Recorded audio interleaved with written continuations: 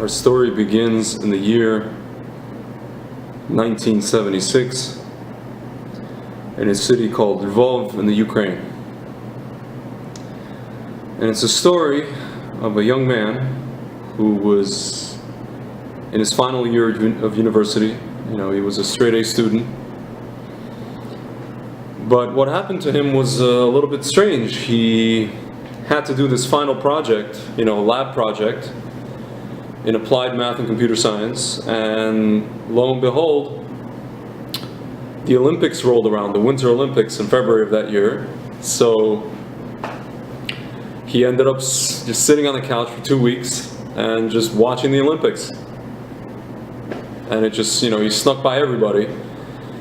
And he got it into his head, I have no problem, I could just, watch the Olympics and come back to class and finish the project and everything will be fine.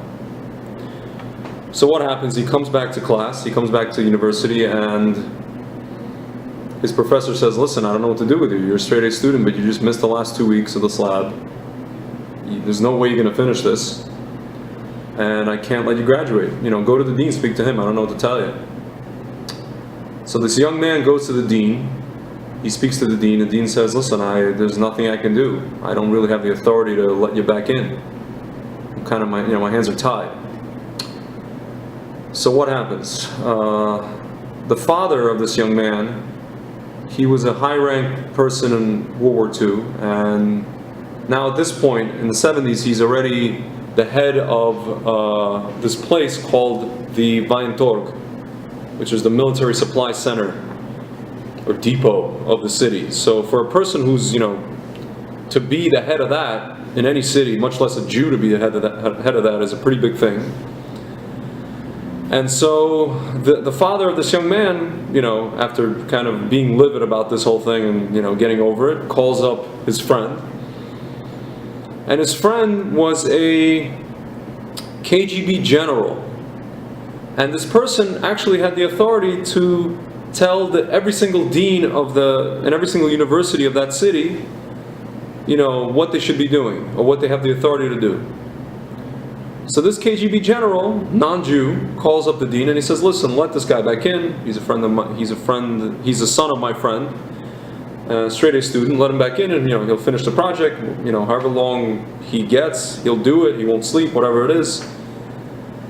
And so, he's let back in. The young man is let back in, he does the project, and he ends up graduating flying colors.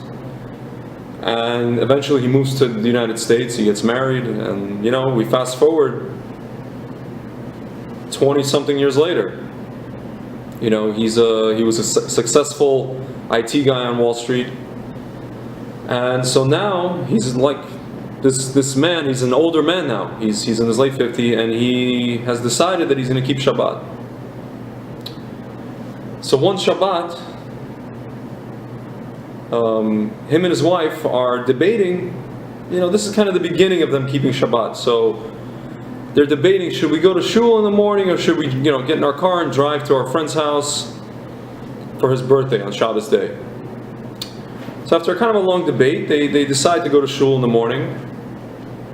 And, Shacharis finishes and they're now at Kiddush. So kind of a younger gentleman from the same town, from the same shul rather, comes up to this older gentleman, now older man from Lvov, and he says, listen, there's a young man staying for Shabbat, Hasidic Jew, staying by me, and he's from your city, he's from Lvov.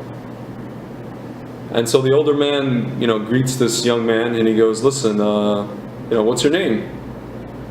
And the young man goes, my last name is Kluchnikov. And the older gentleman from Lvov says, that's interesting. It's not a really Jewish last name. I only knew one Kluchnikov in Lvov, and he was a KGB general. And the young man says, yeah, that he was. That KGB general was my grandfather. Friends, and just to tell you, this now older gentleman from Lvov is my father. So now, we have two lessons from this story. The first lesson is that there's no such thing as random in this world. Everything, Hashem has a plan for everything. Even if we don't see it right away, He has a plan 15 years down the line, 20 years down the line, 30 years down the line.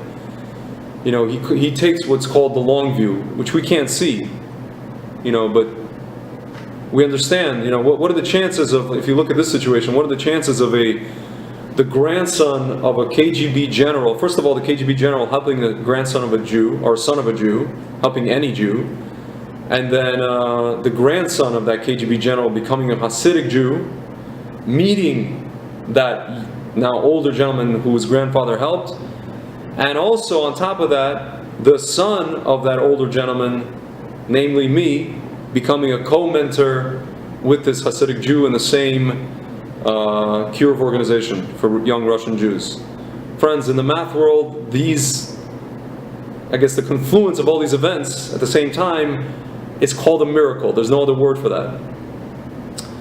So the second lesson we learn, friends, is, if you help somebody today, you do a small thing, you do a big thing, it can actually reverberate across generations to come. It could reverberate 15 years, 20 years down the line, 30 years down the line.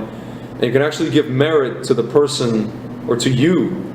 It gave merit in this situation to this non-Jewish KGB officer for his grandson to become a Pinsk Karliner Hasidic Jew, and to go on and raise a Torah family, and then he ended up meeting the person that his grandfather helped, and then meeting his son as well. So, friends, I just want to give you a blessing to see in your lives that everything is orchestrated, divinely orchestrated, even if we don't see it right now. And also to understand that if you help somebody today, it could, reverberate for generations to come.